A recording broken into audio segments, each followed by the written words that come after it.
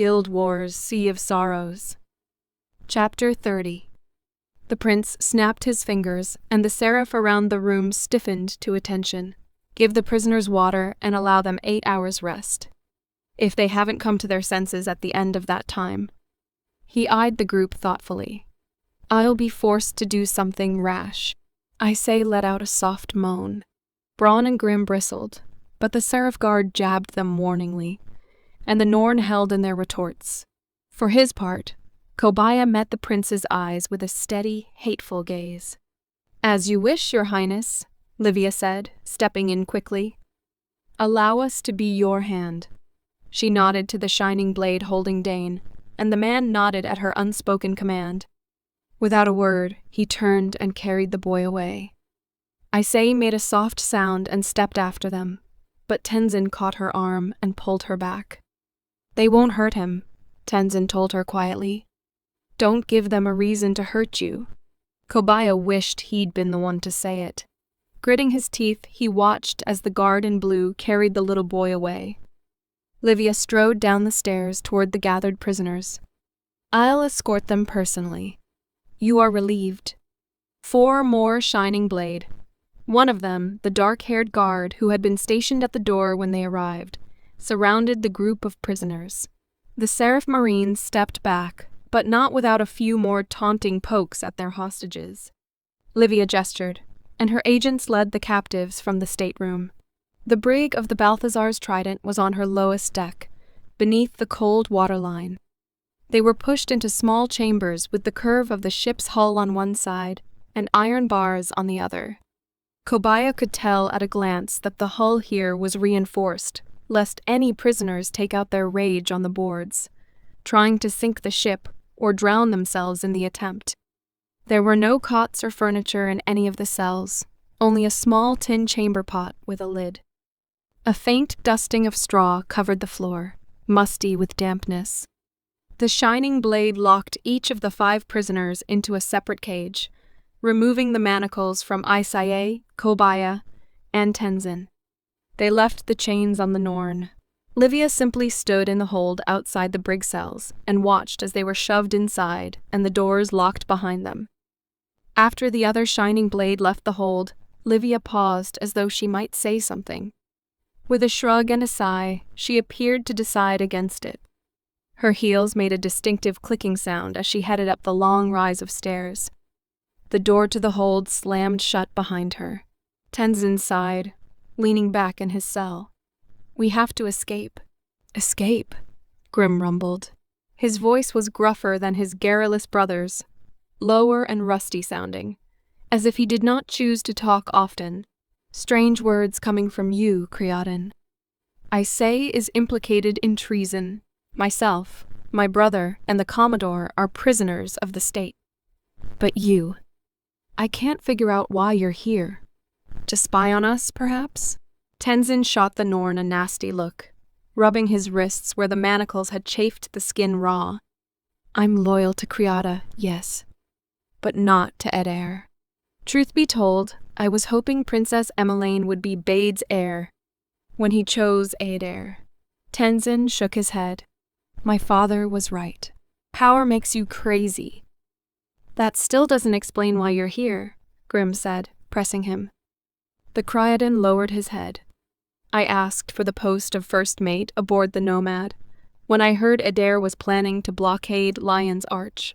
Tenzin shoved a lock of brown hair away from his eyes. While I respect Captain Aisei greatly, my father was my hero. He died to protect the city of Lion's Arch. I won't let his sacrifice be in vain.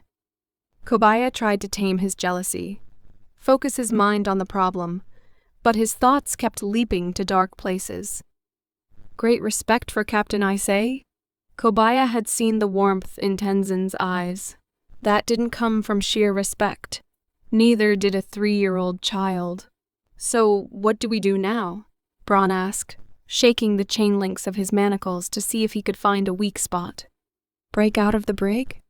Sneak into the prince's quarters and fight him one-on-one? Capture that red-wrapped enchantress and demand an exchange of hostages? Swim to Lion's Arch and warn the defense? Kobaya noted that none of the Norn's options included surrender and signed the treaty. Braun wasn't even considering it. Why then was he? Isai slid heavily to a seat on the floor of her cell. They have my son. The pain in her voice shot through Kobaya's heart. Despite himself, he said, "There's got to be a way to get the child out of here. He'll be more heavily guarded than the prince, and unlike Eder, the guards around the boy have no reason to care if he survives. They'll kill him the moment we enter the room." Grim scowled. "Point us toward the princeling, Kobaya, and I'll gladly join you. But I don't want a child's blood on my hands." "You're right. I'll think of something else," Kobaya said dryly, sinking down onto the floor. The cell smelled like moldy straw and old bacon, somehow both familiar and disconcerting all at once. Hours passed in relative silence.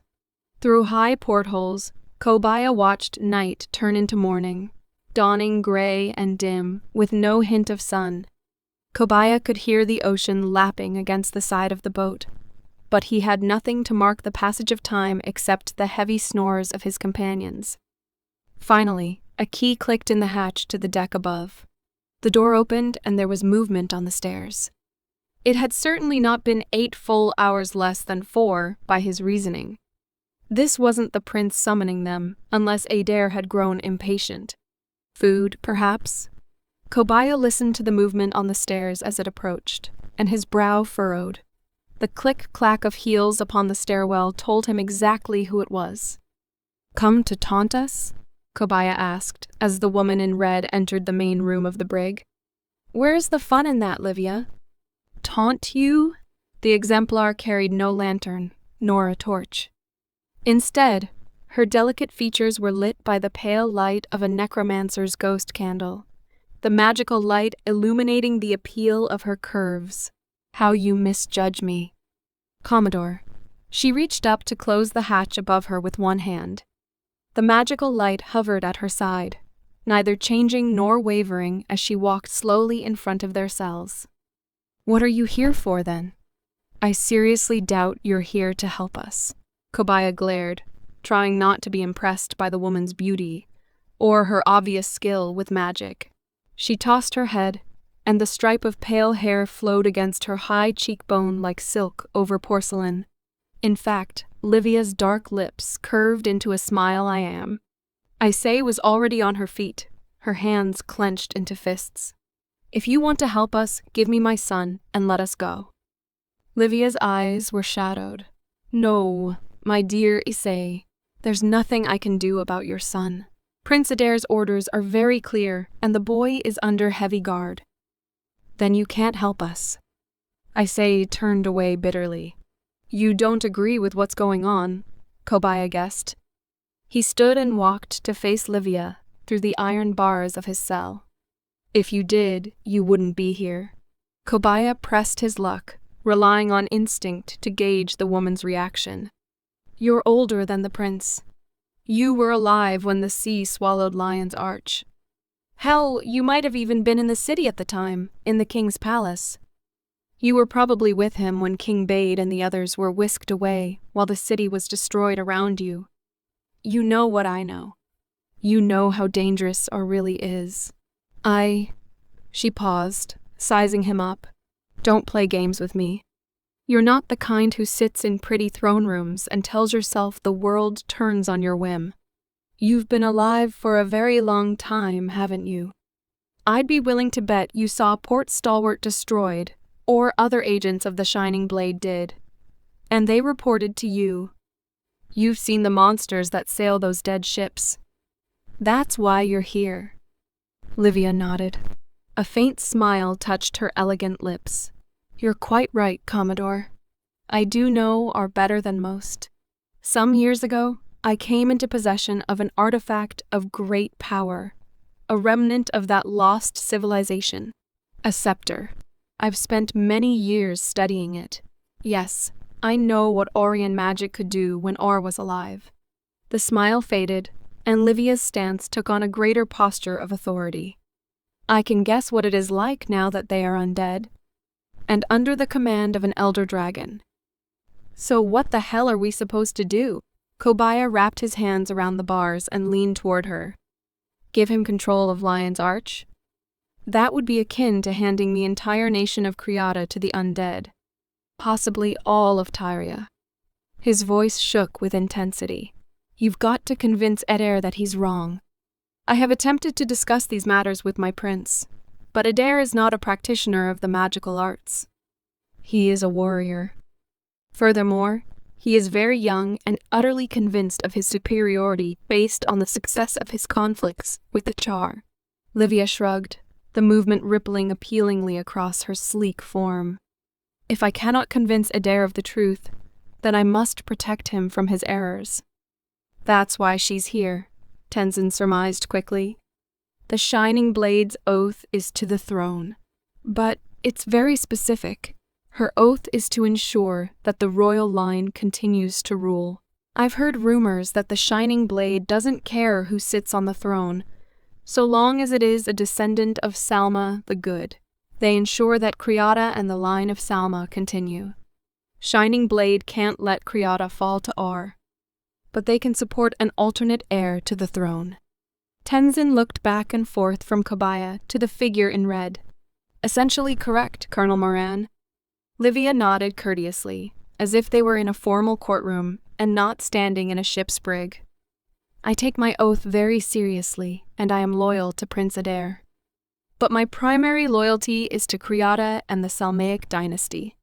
Prince Adair is the inheritor of the throne, and I support him as such. However, I will not allow his pride to doom the country. But he is only the heir and a prince. Thus, he does not yet have the authority to countermand orders given to me by a king. You still have orders from King Bade. Aisay grasped her meaning first. She looked up, a faint hope lighting in her eyes. Correct. Adair rushed to take Lion's Arch immediately upon his father's death. It is his plan to be coronated in Lion's Arch.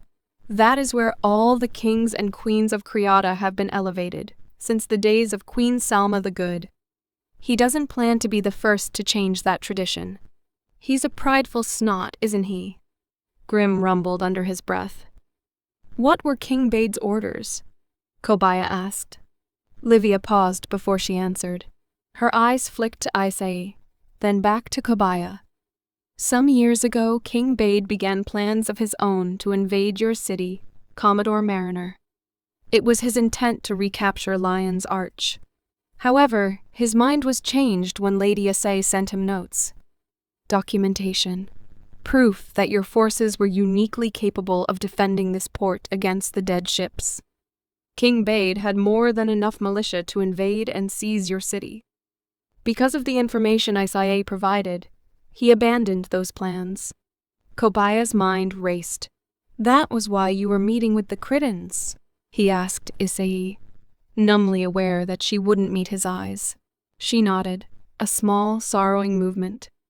I discovered Bade's plans. I couldn't let him invade Lion's Arch, but I also didn't want to tell the council. Either way, I would have started a war. Taking Bade notes was the only way to make sure he understood the threat R represented. The number of vessels they'd destroyed, the great lengths we were going to, ensuring that our city had a chance against those dead ships. I had to prove to him that Lion's Arch as it was, with the united forces of all races of Tyria, was vital to keeping Kriata safe. Bade would never have been able to arrange Char engineering to enhance the fort at Claw Island, or convince the Asarin colleges to enchant ships against Orion fire. After he read your journals, King Bade agreed with me. Aisay kept her eyes low, twisting her fingers back and forth in her lap. He told his army to stand down and leave Lion's Arch alone. Well, damn, Kobaya said ruefully. It didn't answer all of his questions, but the explanation put an entirely different spin on Aisay's activity and the man she'd been meeting in the inn-room that day. The thought of all the lost years, the distance between them. Why didn't you tell me? He asked, more softly, forgetting for a moment that there were other people in the room. You were right, she shrugged. I was betraying Lion's Arch. I turned your notes over to Kriata, and Bade might have used that information to attack the city. I had to take that risk. Isay looked up, temper sparking in her eyes again. Anyway, I wasn't exactly eager to explain myself to someone who called me a grog-snarfing Morello. Kobaya heard Bronze snicker from the floor of his cell, the sound quickly cut off by Grimm's elbow, through the bars into his brother's ribs. With an impatient tap of her heel against the wooden floor, Livia broke in. I hope I'm not interrupting this touching scene, but there's still the matter of your release to consider. All eyes turned toward the exemplar again. Livia crossed the hold and reached to take a keyring from its hook on the wall, sliding her fingers lightly against the cold iron in contemplation. Suddenly, a bell began to ring out on the upper decks, its strident clatter echoing even this deep into the hold. The Balthazar's trident began to shift, and Kobaya could hear the crew rushing to unfurl the sails and man the rudder, shouting as heavy boots thumped on the boards over their heads. What's going on? Kobaya gripped the bars of his cell more tightly. The Norn, quick to respond to the sounds of battle, rose to their feet with grim frowns. It's begun. Livia spoke more quickly now. She looked up toward the sound of storming boots. 1 hour ago, our spotter on the crow's nest noted a fleet of red-masted ships approaching from the south. Duena's mercy, Kobaya breathed, listening to the shouts and thuds above. The Orions are taking advantage of the blockade. The dead ships are coming. The others fell into silence as the chill of Kobaya's words struck them all. Grimly, Livia stalked toward the iron bars, the keys in her hand jingling softly. King Bade's orders were that Lion's Arch must be kept sacrosanct, so that the combined might of all the races can gather under one flag to fight against Tyria's greatest enemy, or, as she unlocked each cell, she continued, Ader does not have the knowledge to fight them off, Commodore. You do. Go to the Nomad and lead our defense. You must find some way to fight them off, or Lion's Arch and Kriata will fall to the forces of Or. I'm not leaving without my son. Isay pushed past Livia as soon as her cell door was open. The exemplar grabbed her arm, jerking the dark-haired woman back with an iron grip. Yes, you are. The exemplar's tone brooked no argument. Seeing the fire in Isay's eyes, Livia continued more gently. The Trident will be the most protected vessel in our armada. Prince Ader is no hero. He will not be at the forefront of the battle. He's a coward, you mean, Isay snapped. Livia narrowed her eyes, choosing to ignore the insult. Your son will be fine. If the city falls, he will return to Divinity's reach with us, and I will personally ensure his safety. But if you are ever to see him again, we must trust one another. Livia let go of Isay's arm with a narrow smile. Are we agreed? Isay bit her lip and managed a nod of agreement. Livia's strange pale eyes scanned Kobaya and the rest. Kriata has a fleet, but no commanders with knowledge of how to defeat this threat. You are a commander with no fleet at your disposal. Despite the bells clanging and the shouts and curses of the Balthazar's Trident's crew, the exemplar of the Shining Blade maintained her calculating composure. You must do what you do best, Commodore. Bridge the divide.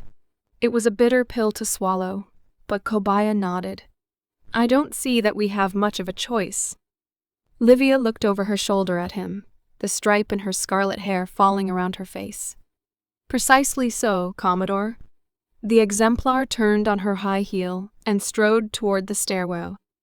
Make your way toward the lifeboats. The Nomad is not far. You'll have to avoid the Seraph, but if you can make it to the lifeboat, you should be able to reach your ship. We'll speak again once the Aryan fleet has been defeated. Otherwise, Livia crossed the room and ascended the stairs, heading for the upper decks. I suppose I'll see you in the mists.